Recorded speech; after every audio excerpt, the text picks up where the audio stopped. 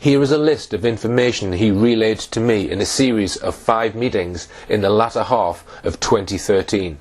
11 volunteers were picked out. It was a Special Forces Black Ops group under command of NATO in which the Yanks were in charge.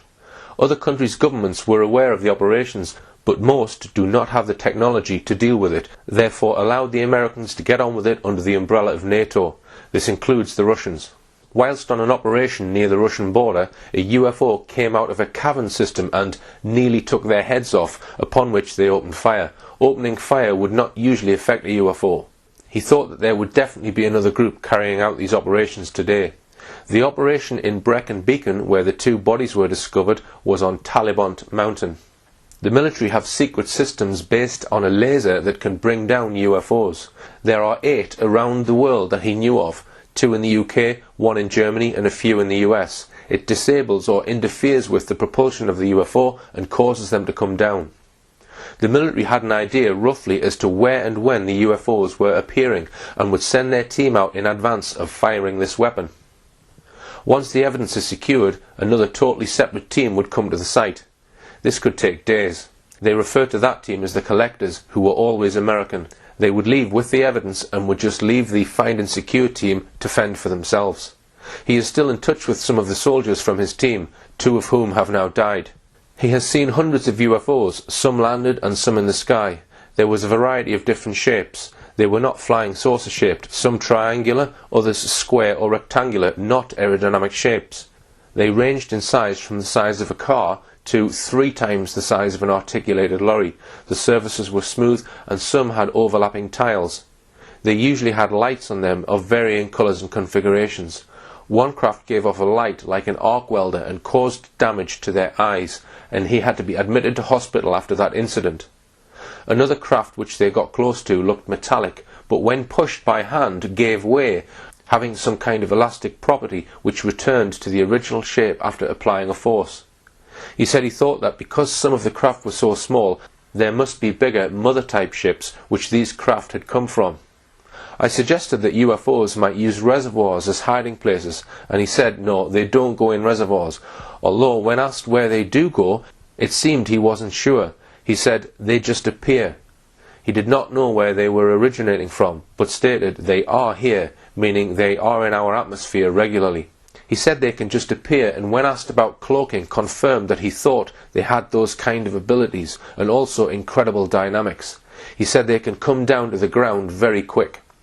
The first operation he was involved with was in northern Scotland, and the largest recovery of bodies was in Australia, a case where 24 bodies had been left.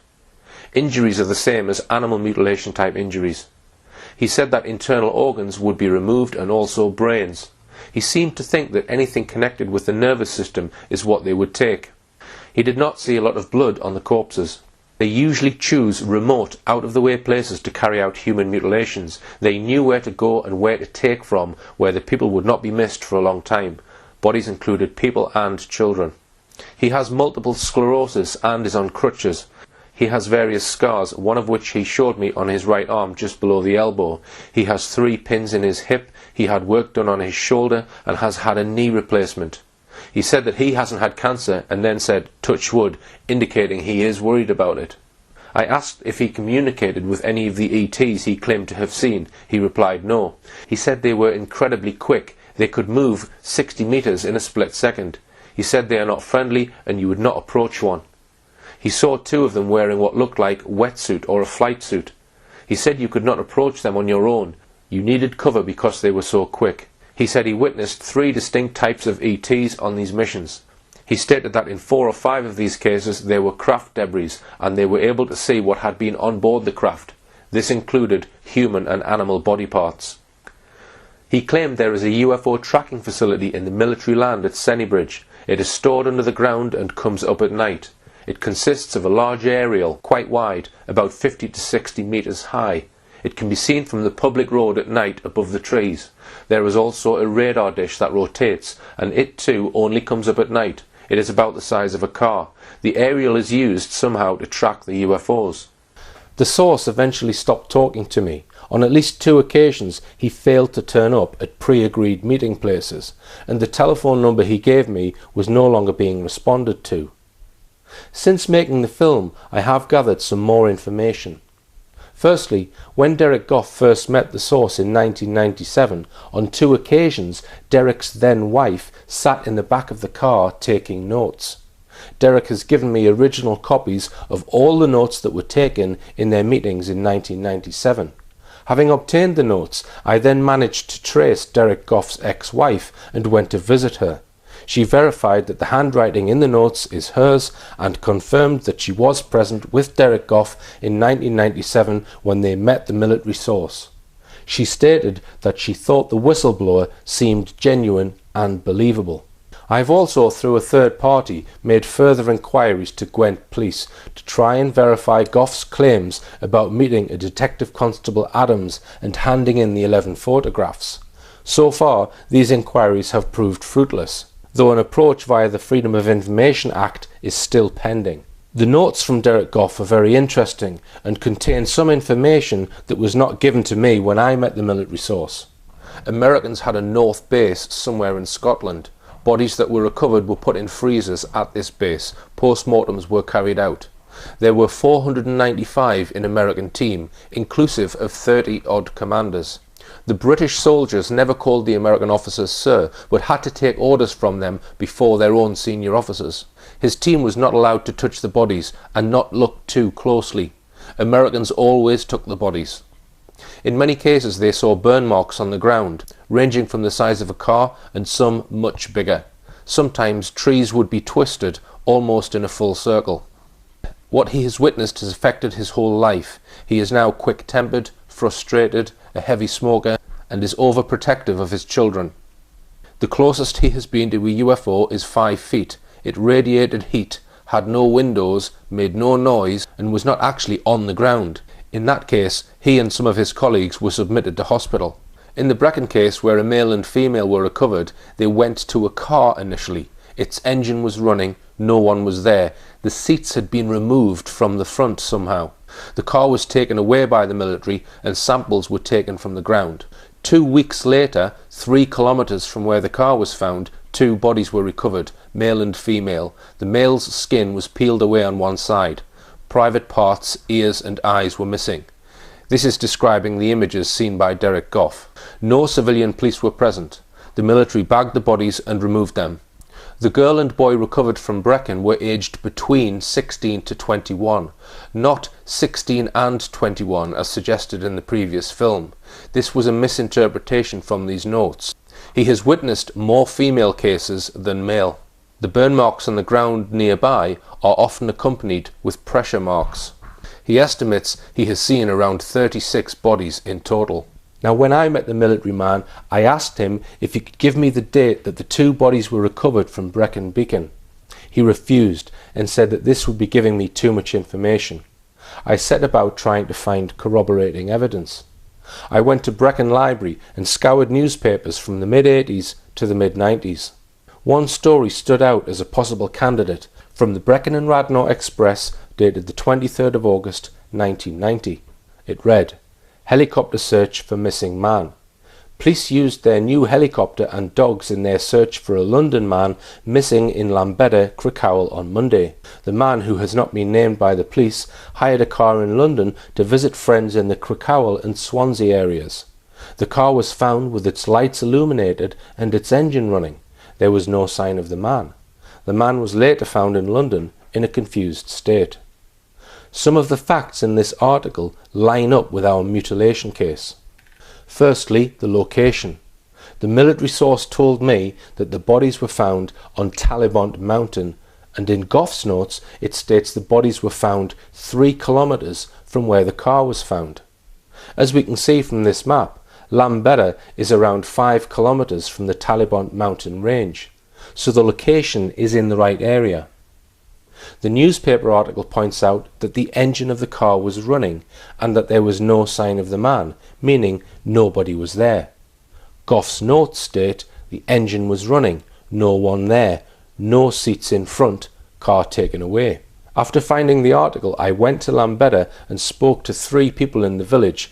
Incredibly, all of them remembered the helicopter search in 1990. I spoke to a farmer whose farm is next to the lay-by where the car was discovered. He said he thought there were 2 people missing from the car, not 1 as stated in the newspaper article. He also said he believed that no one was ever found in connection with the empty car. It seems, from speaking to this farmer, that a little white lie may have been inserted into this story about the car belonging to a man from London who was later found in a confused state. If a man was found alive, why is the man not named? And why would they conduct a helicopter search of the mountains just because a man left his car with its engine running? It seems a bit drastic. How did they know he was not in the nearest pub, for example? This part of the story does not ring true and looks like it may have been given to the media to cover up the abduction of the young couple from the vehicle. We have another case which corroborates that the military have removed vehicles from that region. We know about a case in Llangwnnida. He witnessed a UFO, and after the incident his car was covered in a white dust. The military actually took his car off him and gave him over £4,000 in compensation. This was at Llangwnnida, which is in between the 2 locations of Llanbedr and Talabont Mountain. So we do know that the military removed vehicles in connection with UFOs in those regions. Now, I'm not 100% on this, but if we assume this newspaper article is speaking about the same incident that the military source informed both myself and Derek Goff about, it means the mutilated couple met their fate on the 20th of August 1990.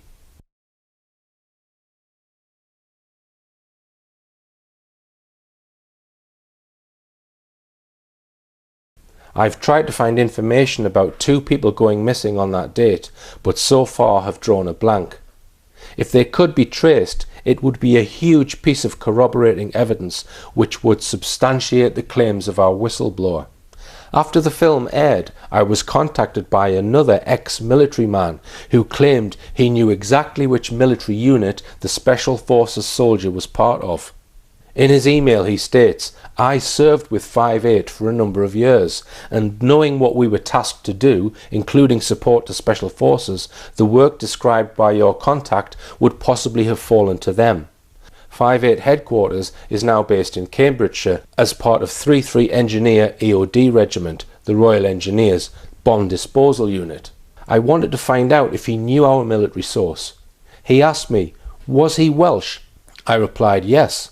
He then gave me the name of the source, purely going on the fact that he was Welsh. I was now fairly sure that this was the right regiment.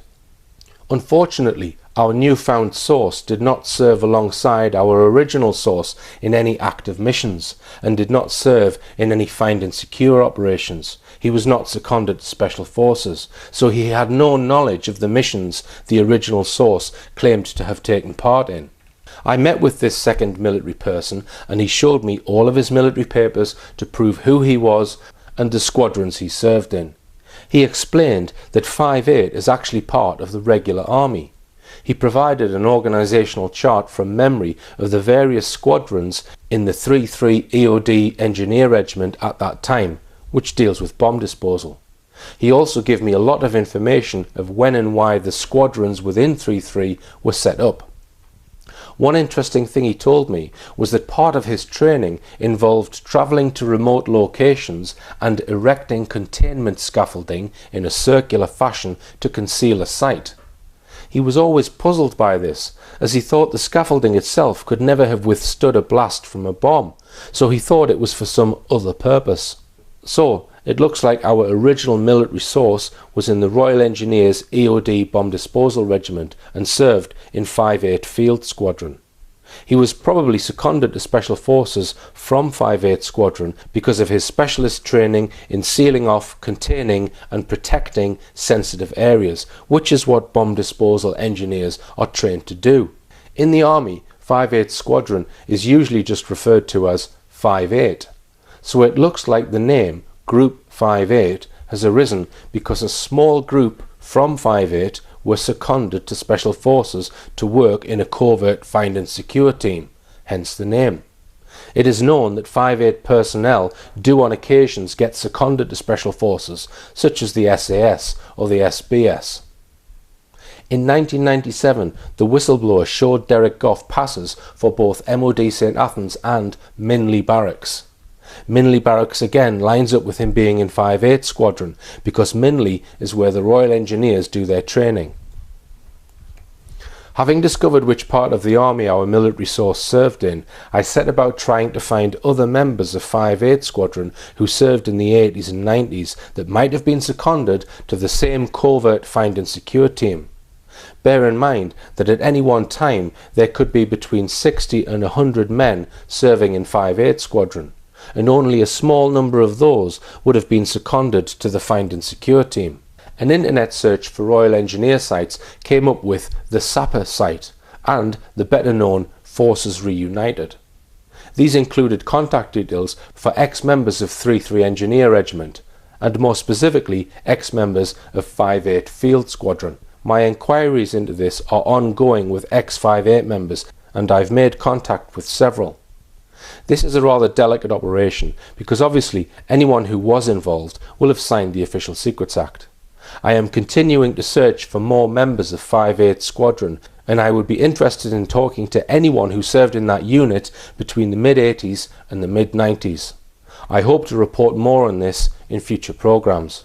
It's a fair point to make that the story is weak because it is based mainly on the testimony of just one whistleblower. This is the reason why I am continuing to search for more evidence and more witnesses. Having said that, there are a number of reasons why I think this story is probably true. His ability to remember everything 16 years after he broke the story to Derek Goff, his reaction to me when I first turned up at his house, which I have on video, his knowledge of military operations, his general demeanour and his concern that I may have attempted to record him, his injuries and his state of health. I know Derek Goff quite well now, and I am convinced that he was in possession of the photographs that he described. I've still not been able to locate these photographs, which were given to former Police Sergeant Tony Dodd. Frustratingly, Tony Dodd's wife threw out all of his research material after he died, so the photographs may well have been destroyed. I have managed, however, to get hold of an audio recording from one of Tony Dodd's lectures given in September 1997, where he talks about cases of unexplained human mutilation in the UK, not on Brecon Beacon, but this time in Dalby Forest, Yorkshire. And they were finding very large numbers of bodies, animal carcasses, going from cattle, horses, sheep, all you go through the spectrum, and they were getting a lot. And of course there was the Ministry of Agriculture called into this thing, and it was being kept extremely quiet by them. Not only have they found animals up there, but that particular area, which is within that frame there, they have over a period of time had 7 bodies found. Now, according to the locals up there, they said that they were informed by the people who, in authority up there, that the bodies were tailor's dummies which had been placed in the field by somebody on 7 separate occasions. But the thing about it is that one of my contacts actually saw them removing one of these bodies one day, and there was a hearse at the side of the road, which was accompanied by some sort of official car. It wasn't a police car, a dark car, which did actually have a blue light inside the windscreen. It could have been in the screen defence, but there were no markings on the car. Now, this body, or tailor's dummy as they wanted people to believe, was put in a coffin and loaded into the hearse and taken away very quickly and very mysteriously. Now, bearing in mind, that was the 7th occasion that they'd found a tailor's dummy in that field. I'll refer to them as tailor's dummies. Were found by some hikers going across the field, and it was them who actually some of the authorities. And from my contacts who were at the scene there, they said the tailor's dummy was a human, and one thing which is very, very consistent with this is that whenever they find a human body or human mutilation, it has never got any hair on it, it's never got any clothing on, and it's never got any hair. All the hair on the body is gone. Therefore, it could certainly look like a tailor's dummy to anybody who doesn't know. But this particular one was devoid of clothing, it was devoid of hair, and it had areas cut out which are consistent again with the mutilation, human mutilation site. So that was the 7th case of that we were aware of. Now I have some people well placed in the area, and one of them was a great friend of the undertaker who was involved in this. And he actually approached him to ask him about this particular incident. And the undertaker absolutely flatly refused to speak to him about it. He would not talk to him about it at all. Which my friend thought was extremely strange, because I said they were great friends.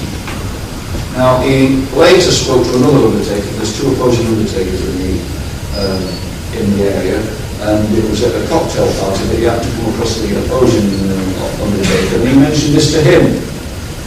And he said to him, he said, well, he can't tell you about what's going on because he's governed by the Official Secrets Act. This is an undertaker.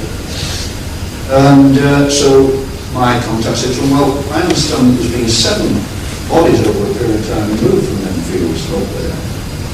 And the response of this other undertaker was, you have no idea, 7 is only the tip of the iceberg. Now the thing about it is, of course, when you get a body like this, it's under a certain coroner's jurisdiction, and it has to be dealt with within that area. If the East Coast area there would have to be dealt with by the Scarborough coroner. There is an absolute set of rules how these things are dealt with. The body is not even allowed to be moved out of that coroner's area without permission of that coroner. There was nothing in the papers about these bodies. This is the last one at all. The body was taken away. It was not dealt with in that area. And the undertaker disappeared for 2 days after he picked this body up, and nobody knows where he went. Tony doesn't mention the Brecon case in this talk. Derek Goff did tell me that Tony told him that his life would be at risk if he disclosed that he was in possession of those images. Perhaps this is why Tony never published them. Tony Dodd's lecture provides testimony that human mutilation cases may have occurred in the UK other than on Brecon beacons. And it's interesting to note the 2 locations where we suspect human mutilation is alleged to have occurred: Talibont Mountain, not far from military land at Sennybridge, and Dalby Forest, not far from military land at Fylingdales. This would lead some to conclude the mutilations must be military operations. I would agree with that only in part. The source told me that the military had a weapon which it was using to target UFOs. If this is true, then they would probably only fire it when a UFO is over large areas of military-controlled or unpopulated land. Could this explain why human mutilation cases have turned up next to these areas?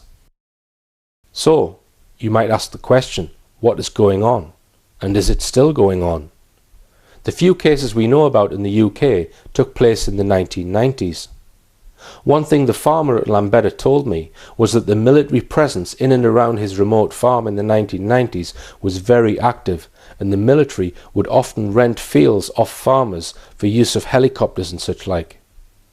But he said the activity significantly died down around the year 2000. If you ask me to guess on what might have been going on with the little information I have, here's my best stab at it.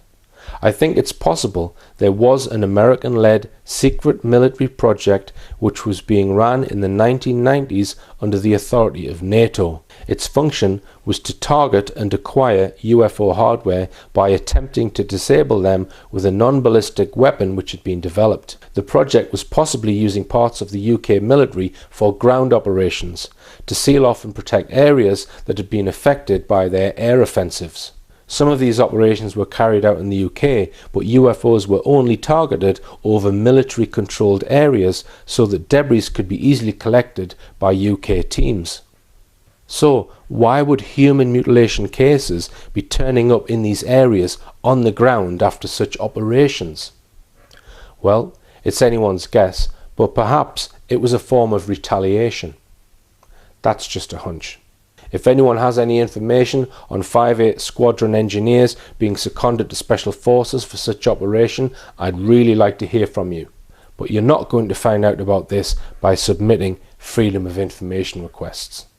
Thank you for listening, and sleep tight.